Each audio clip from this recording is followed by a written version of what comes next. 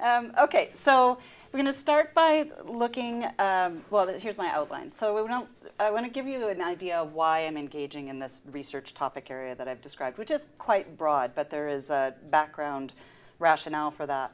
And then I'm going to take you through some of the building blocks that we had to do in order to get to that endpoint question. So it turned out that we proposed to do this variations research, but there were an awful lot of things that we ended up having to do along the way that I hadn't anticipated when we started. So I'm going to show you some preliminary findings. They are still in the descriptive realm. And I have a little bit of kind of a teaser at the end about primary care reform, and I just have that there in case that's a direction that you want to take the discussion after the formal part of the talk is over. And some idea of next steps, perhaps.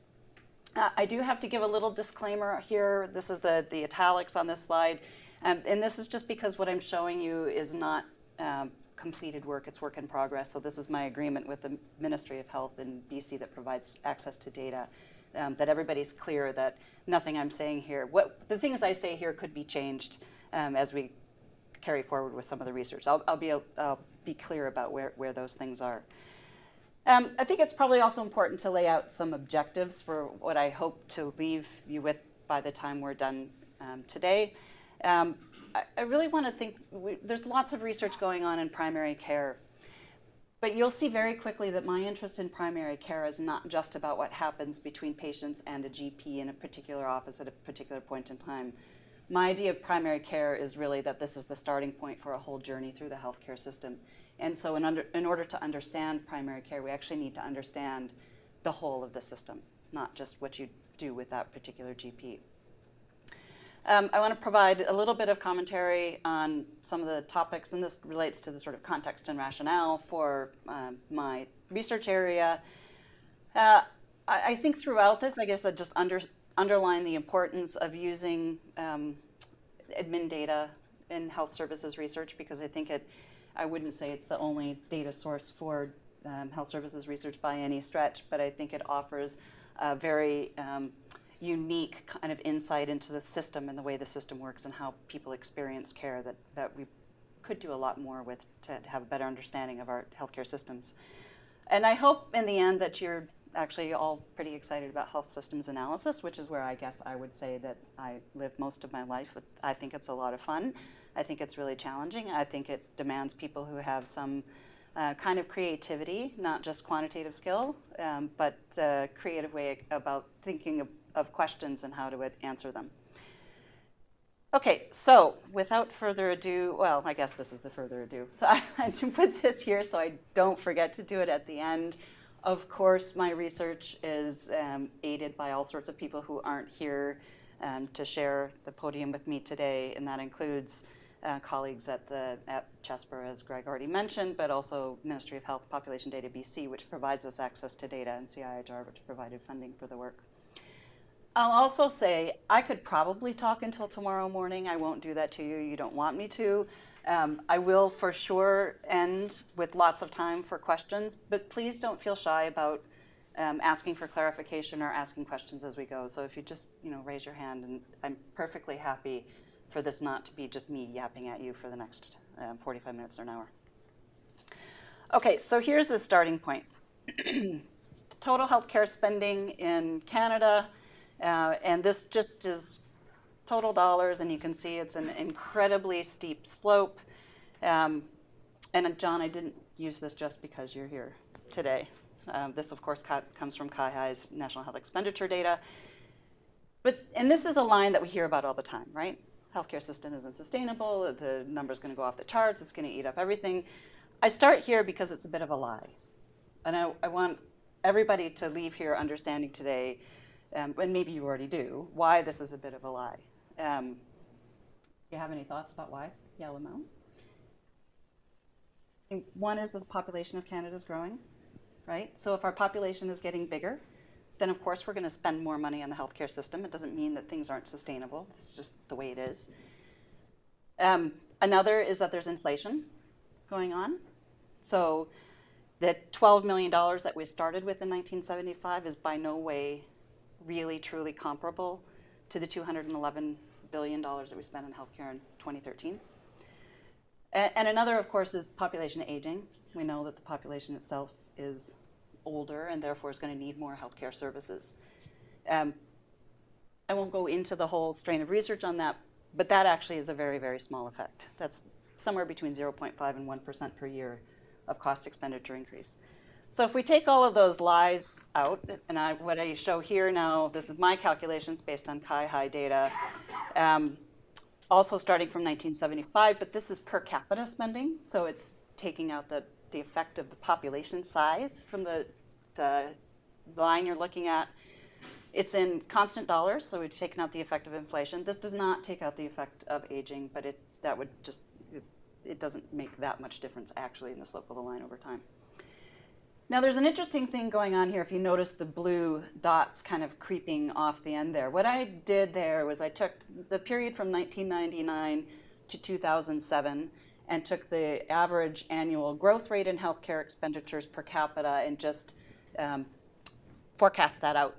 So if we had kept going at the rate that we were increasing spending at that time, we would be on the blue dotted line. And in reality, we're on the green line. So something happened after 2007, 2008.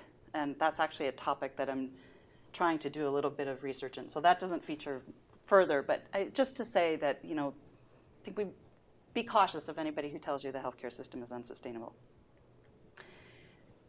But the real question is, what do we get for what we spend on healthcare? Because even though I say it's, this isn't as steep as the previous slide, clearly there's still some increase going on. We're spending more and more on healthcare for our population. And so the question is, what are we getting in return for that? Are we actually producing better health in the population? So this is perhaps something you all have seen in one way, shape, or form before. Each dot on this chart is a country, and it's just showing per capita healthcare spending across the x-axis and life expectancy at birth on the y-axis. This is from a few years ago, but it looks exactly the same no matter how or where you do this. And what you can see at the left-hand side of the chart is that there seems to be quite a return on investment, much, much better health status in relation to spending when you're at the low end of the scale. But then what happens when you move out? Higher levels of spending don't necessarily give you a lot more. This is, if you've heard the phrase flat of the curve medicine. So we're spending more and more. Are we actually getting much in return for that? And now I'm going to go and lie with statistics. You note that this chart doesn't start at 0, so it's a big no-no. I'm only doing this because the previous one did. I'm just trying to blow up on this one, and it's really just to show you the massive dots here. So if you took any kind of spending, any level of spending, you can see that countries achieve different life expectancies for that spending. If you took any single life expectancy, you can see that countries spend lots of different amounts of money in getting that life expectancy. And believe me, I'm not going to assert here that this is a perfect outcome measure for healthcare system performance. There's obviously lots of other things that go into producing life expectancy, but on an international scale, this is what we can compare reasonably. And the point of this really is that it's just not an automatic relationship. There's lots of different ways we can organize our healthcare systems. There's lots of different ways we can finance them. There's lots of different ways we can provide funding to providers. And they do make a difference. If you have any belief at all in this sort of chart, it would tell you that how much you spend, how you organize your systems, because these are all quite different, does have an influence on what you get out of it in the end. So it matters. And this is why, I think, in large part, we come to this period of time where so many healthcare systems internationally are guided by this idea of the triple aim, which was put forward by the Institute for Healthcare Improvement in the United States. And specifically when Don Berwick was head of that organization, started the organization. And the idea here, very, very simple in some ways, but I think quite profound in focusing people's attention. So you just think about 3 different things that you might be concerned about in healthcare systems. One, better health, that's population level health. Another, better care. So other people call this the experience of care, the quality of care that people receive. Is it accessible? Is it timely? And then the third is lower cost or controlled cost or per capita cost control, however you might want to say that. And the idea of the triple aim is very simply trying to improve at least one of these points on the triangle without causing any backsliding in any other. So, and you think it would probably be really easy to improve care if we weren't concerned about cost. It would be really easy to cut cost if we didn't really care about the effects on health. So the challenge is, can we make one or two or all three of these better? And certainly, can we make that happen without diminishing one of the others? So that, like I say, that's not, I mean, that's not rocket science. It's not quantitative in any meaningful way, but it provides people a focus for what we're actually trying to do with our healthcare systems, which arguably is one of the most important things we can start with, is some understanding of what our objectives are. And so for those of you who received some suggested readings, this was one of them. This was written by Atul Gawande, an article that appeared in the New Yorker. And for those who don't know, if you're interested in the topic of variations in healthcare across the United States, this was a very, very seminal piece. This is not original research in itself. It's a popularization of 3 decades of research that's gone on in the US, mainly through the Dartmouth group of researchers in the northeastern United States. But what Atul Gawande did in the way that he does, in a very lovely way, and for anybody who hasn't heard of him or read him, go find things that he's written and read them. They're eminently readable, and he's really got an interesting insight into things.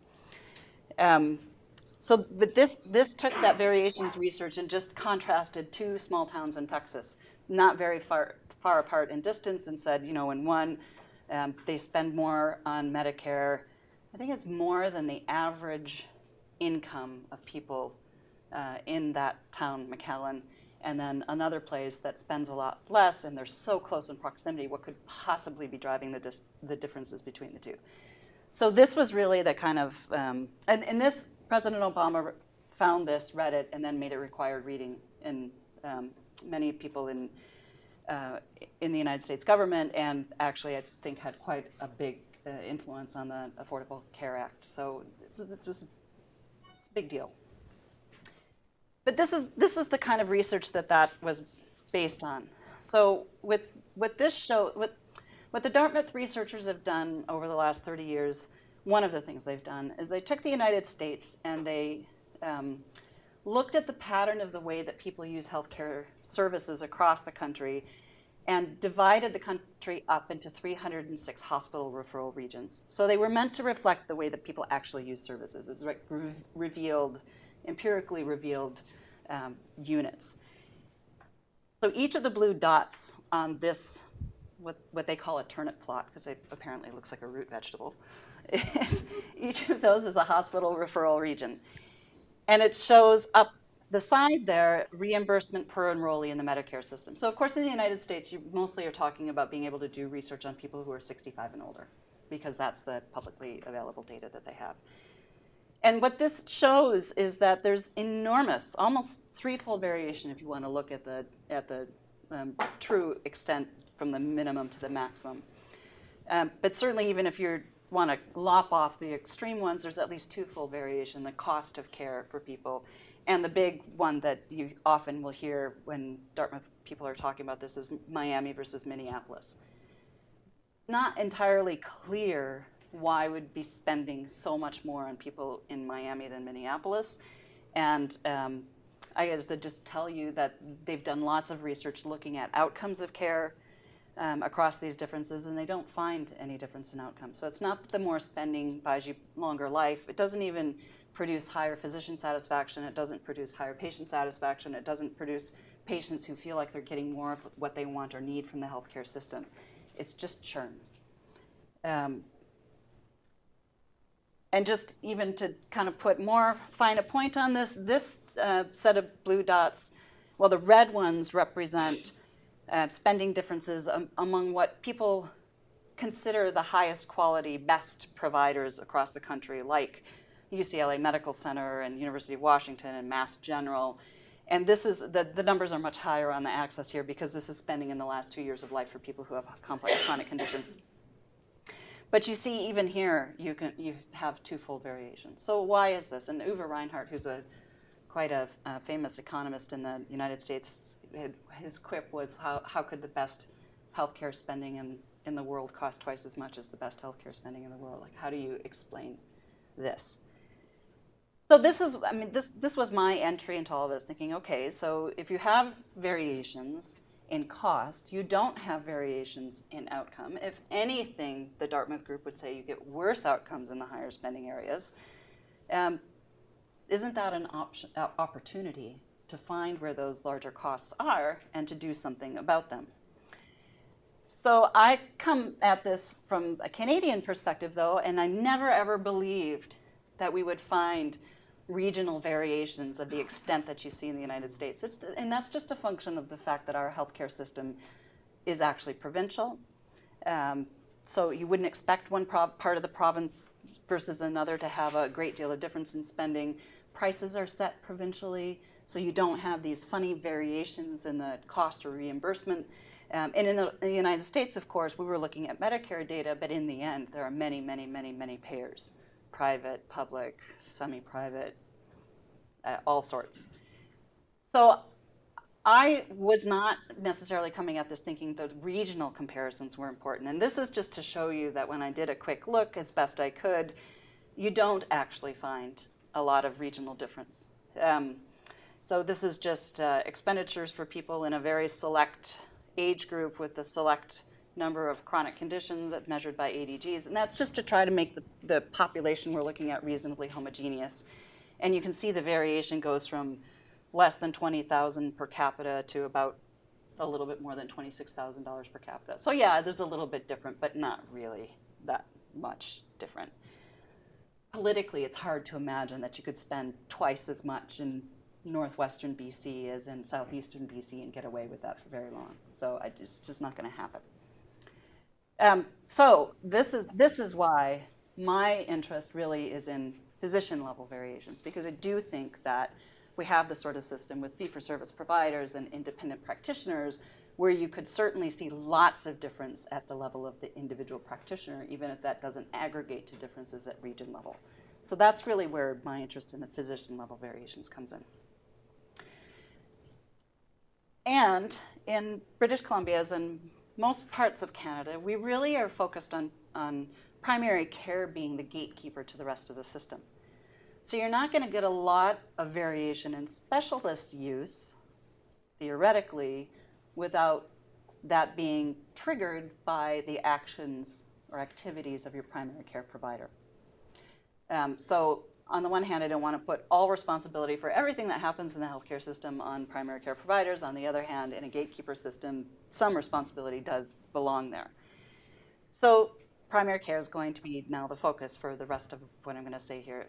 And this just then shows the supply of primary care physicians in British Columbia and Canada across time. So you can see just on a per capita basis, this is, family practitioners per 100,000 population. It was pretty flat for a while, seems to be going up a bit. BC's always been a little bit ahead of Canada in that supply figure. Just doesn't seem to be a whole lot going on. But we know that people say that they can't find a regular family doctor. I got the note the other day in the mail that said my family doctor is retiring in BC, and I'm going to live my own research now, because the idea that we're going to have to find a new one is, I don't know that it's going to happen. We know that physicians report that they're working with a smaller scope, fewer hours of direct care, maybe curtailing some of their services. Delivery for primary care physicians is a very big one, and we know that there's an increase in walk-in clinics. So all of these there's more burbling beneath the surface of that blue line and the red line than is apparent. Okay, so here's really the summation of why I'm doing what I'm doing. $211 billion of expenditure in Canada in 2013 estimated. $128 billion of that is on hospital physician and prescription drugs, And I'm limiting my interest to that because those are the areas of the healthcare system that I think are absolutely 100% directed by physicians. You don't get these things without a physician order. Small exceptions for some nurse practitioners and midwives and things, but that's very vanishingly small in British Columbia. It's about 38,000 primary care physicians in Canada. So if you do the quick math, that tells you that there's each of those primary care doctors is at the gate of care provision of approximately $3.4 million each per year. So this is a big responsibility. And this is part of why I say the lens has to be not just on what we're paying primary care physicians, but about all of the things that they're doing. And my hypothesis going into this is that we could actually identify different sizes of footprints, that some physicians will have a relatively modest imprint on the healthcare system. They might call on fewer resources or make fewer use of specialist referrals or tests and that sort of thing, and others will be have a larger imprint on the system. Now, of course, ultimately we want to relate this to outcomes, but that's really a whole different seminar and a whole different subject because it's not, even choosing what those outcomes are is really, really tricky in healthcare. So the interest is in analyzing physician level variation, and the idea is that there's this concept of what physicians do, but then what they set in motion, right? So it's putting those things together. And so the first question we started with really was, okay, this is my hypothesis, but can we even find footprint differences? Maybe what we'd find is the exact same thing I found for regional differences, that there's, moderate little practice variations, but not really much when you scratch beneath the surface. So that's where we're heading. But as I said at the beginning, we start going down this path and it raises all sorts of other questions immediately. So I'll get to that. But let me give you a little bit of sense of the data that we're using on this journey here. So we have data from BC government, and it's fee-for-service physician payments, hospital information, pharmaceutical. We have practitioner files, so that tells me a little bit about the demographics of the practitioner population, and patient information. And what I'm showing you today really concentrates on the 5 years from 2007-8 to 2011-12. It's the whole of the BC population that we start with, and that's about 4.4 million people. You'll see in some of what I do, we have to peel that back a little bit, but that's the starting point. Our expenditures are all adjusted to constant dollars, and we use different methods depending on which data file you're talking about.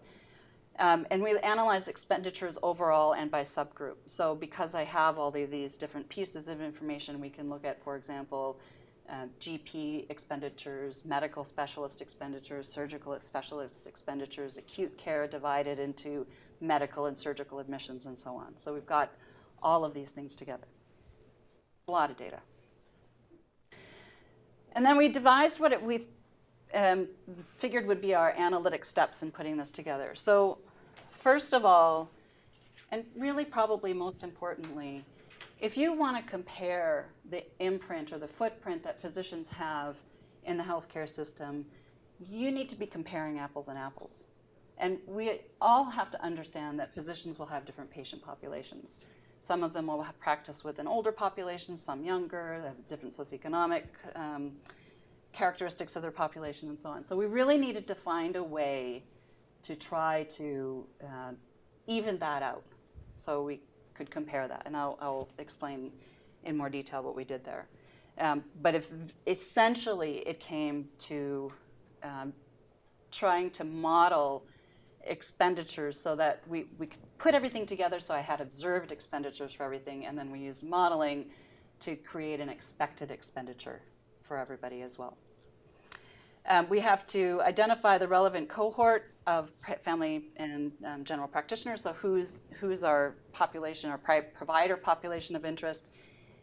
We have to attribute patients to GPs. So again, if you want to say something about footprint in the system, we have to know for which patients you are actually responsible as a GP. And of course, in BC, we don't have any form of rostering or setting up of patient lists. So this was we had to do this empirically. And then we would aggregate physicians on all the expenditures to create one summary record for GP. It's magic. So here's a primary outcome variable that we came up with. The idea is, and this was purely so that we could have some sense of being able to compare one to another. Total observed costs, so this is at the aggregated at the practitioner level, total observed cost minus total expected cost divided by the number of assigned patients. So the idea here is that if it's a negative value, it means that your footprint is smaller than what's expected given your patient population. If the value for this is positive, then you're providing services that are greater than expected given your patient population. Okay? That makes sense? Debate whether you agree with it, but as long as it makes sense, that's what we're using here. Okay, so the modeling of expected costs. Given that the outcome variable depends on this modeling, I'll try to convince you that it's a reasonable approach. And this requires case mix adjustment.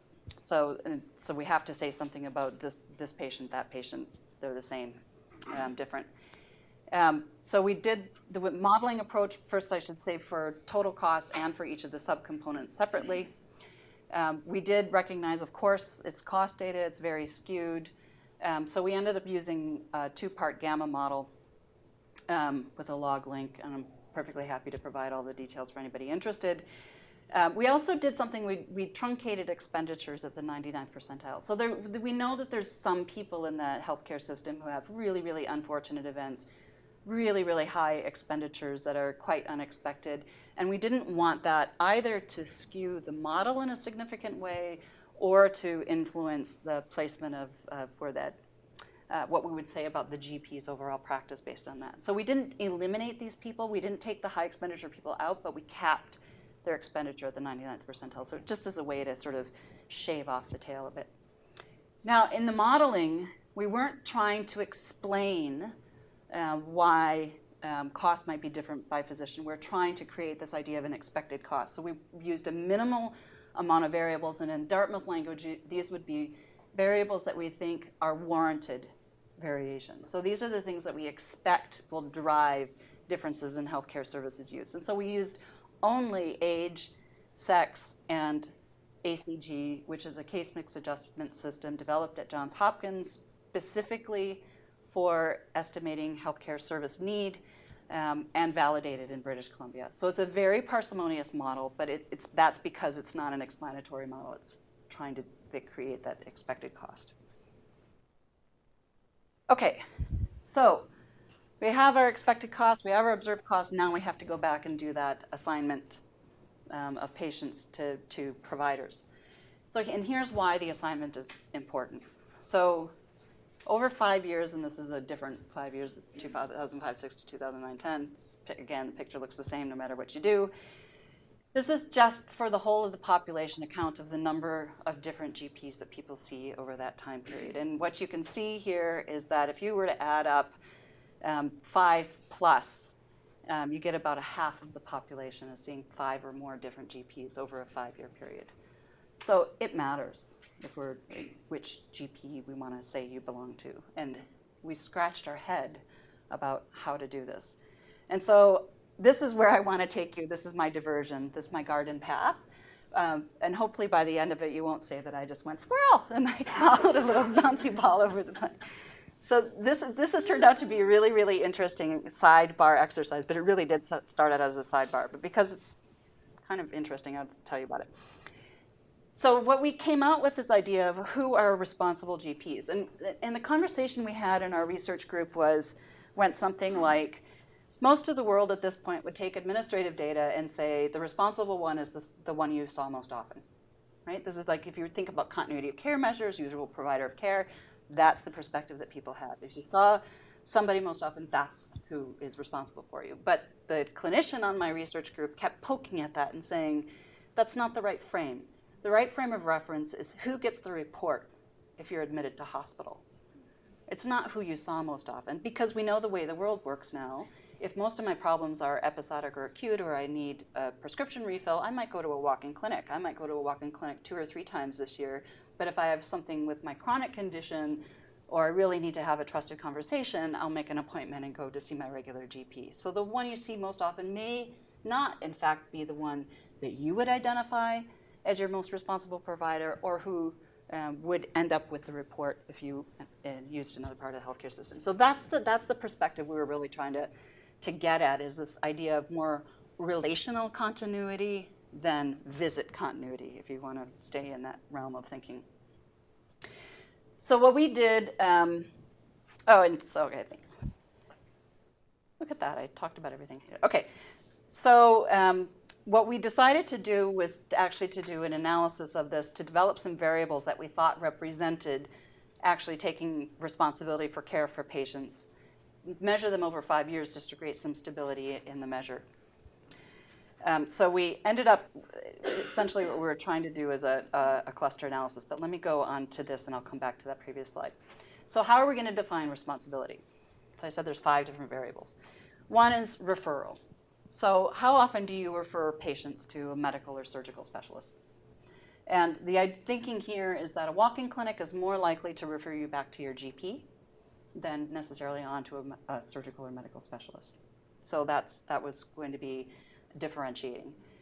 And I hasten to say we did not expect that what we'd find is physicians who do 0 of these things. It's more that we're trying to find things that might differentiate people along a spectrum and then use that for our analysis.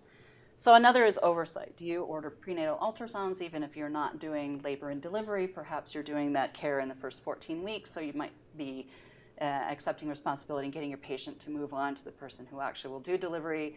INR management, so this is for people who are on blood thinning drugs. You have to monitor blood levels to make sure that you are not overdosing them. So if you're ordering that particular test, you're clearly taking a management role in patient's care. Screening, so if you're ordering lipids or hemoglobin A1C for people with diabetes, the ACR test is often recommended for people with certain kinds of chronic conditions. So this, again, if you're doing these tests, it represents probably having some kind of ongoing relationship with the patient. You're going to get the results, you're going to discuss them, and so on. Prescribing, and I hasten to say here, this is not renewals. What we were looking at is how often are you the original initiator of a long-term medication. So the first time somebody got a hypertension drug or something that you're going to be on in a chronic way. And then the other is repeat visits. And the idea here is the proportion of patients you saw in the last year of our window that you had seen in one previous year. And again, we don't expect things to be, for walk-in clinic only to see everybody only one time. We just think that all of these things taken together might be differentiating. So we chose to do a cluster analysis. And here's who we left in our cohort. You had to have some fee-for-service activity in the last year of study. You had to see at least 100 different patients. You had to have 50 days of billing. This is just to create, so you've got enough activity that we could actually say something about the way you practice. We required that people be continuously active for 5 years, and that was simply because we wanted to make sure that we weren't, any year can be anomalous, and any year may not produce enough of some of these activities to create stable measures. So we thought 5 years was a better approach for getting some stability. And we wanted most of your activity to come from fee-for-service, not alternate payments, because unfortunately in BC, we don't have any information about clinical level interactions between patients and physicians, and if it's not paid for fee-for-service. And then we dumped out people who had more than 10,000 unique patients, and that was simply because we figured that represented a data quality issue, not an actual pattern of practice. And I think there were 3 people who met that. Okay. So again, for anybody who's interested, we used cluster analysis to look at this. We just used a k-means clustering approach, which means that we had to say what the number of clusters we wanted it to be. It wasn't going to produce it for us. We would have to determine that up front. And then we used something called the variance ratio criterion, which is sort of a pseudo F-test to help us determine which is the right number of clusters in the end. But it's always, this is a descriptive analysis. Like you have to understand that it needs researcher input in order to get output. So we settled on 3 groups using these various approaches to identifying them. And we call these 3 groups the high responsibility practice, the mixed practice, and the low responsibility practice. And again, just to say that really it's important that we understand that these are not groups that are, really, really starkly different. What we're trying to recognize is that the practitioners are on a continuum, and we're trying to differentiate them in some way. It uses Euclidean geometry in the cluster analysis if you're interested in that sort of thing. Okay, so does anybody want to guess what proportion of physicians are going to be in the high responsibility group? Oh, come on. 60% high responsibility, and then maybe evenly split between the other two. That's a reasonable higher prior. John, you're shaking your head. 24%. 24% in the high responsibility group, 39% in what we call this mixed practice group, 36% in the low responsibility. Now, you can say what you want about the mixed practice and high responsibility, about whether you really want to draw such a difference between those two. The low responsibility group, 36% of our practicing physicians are there. That's not good news. Well, that's a bit editorial. I don't think it's good news. So here, just to show you that these really are differentiating variables, this just shows the relative values for each of those. And I think the thing to point out here really is that, well, you can see that the number of days billed is different, the number of unique patients, and those weren't things that went into the model. Those are just post hoc looks at things. But for example, repeat visits. High responsibility docs, 87% of the people they saw in 2011-12, they had seen some time in the previous 5 years, compared to 33% in the low responsibility group. Or the referrals to specialists is a tenfold difference between the high and low responsibility. Or prescribing is an eightfold difference. And you can see the prescribing value is almost zero for low responsibility. They really aren't providing anything that we might call comprehensive care for their patients. 36% of the physician population. Okay, so that's the end of my diversion. We can leave the squirrel behind. So in the end, what we did was we used these variables to help us assign. So if you had an original long-term med prescription from a doctor in that 5-year window, that was your doctor. If you had oversight tests, if you had screening tests, that's how we identified your doctor for you.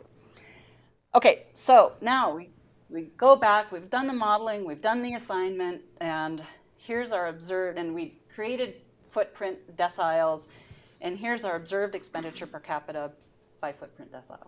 So you can see it's got a funny pattern where it's low and then high and then dips, and it's all over the place, right? So this just tells me that we're dividing physicians up based on their observed to expected, but clearly the underlying health status of the patients is very, very different across these deciles. If you were just to look at observed, you probably wouldn't create the deciles the same way, okay? Here's what it looks like if we actually look at the primary outcome that I described. So this observed minus expected per capita.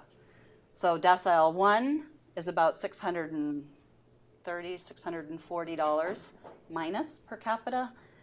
And decile 10 is a little over $600 positive per capita. Okay, so the way to understand this is, first, that's per patient that you see in your practice as a physician in that decile. So this is not a $600 difference. This is minus 600 times you might have 800 or 1,000 patients assigned to you. The other thing is the swing. It's a $1,200 difference between the lowest decile physician on average and the highest decile physician.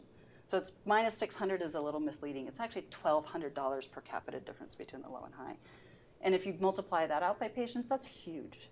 So hypothesis check, yes, we have some differences in physicians. Now, the trick is to try to understand what this might mean.